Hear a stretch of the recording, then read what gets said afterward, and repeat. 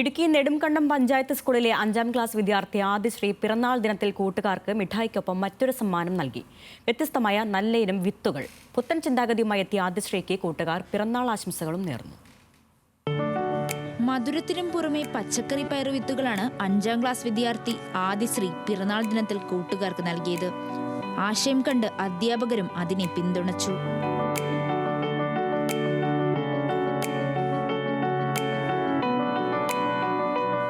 പയറിന്റെയും ചോളത്തിന്റെയും ഒപ്പം പച്ചക്കറി ഉൾപ്പെടെയുള്ള വിത്തുകൾ നിറച്ച പാക്കറ്റുകൾ സ്കൂളിലെ 615 വിദ്യാർത്ഥികൾക്കും 25 അധ്യാപകർക്കുമായി ആദിശ്രീ നൽകി.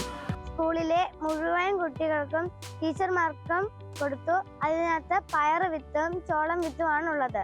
15,000 വിത്തുകൾ മുളപ്പിക്കുക എന്നതാണ് ആശയം. കൊച്ചുമിടുക്കിയുടെ ഉദ്യമം വിദ്യാലയവും ഏറ്റെടുത്തു.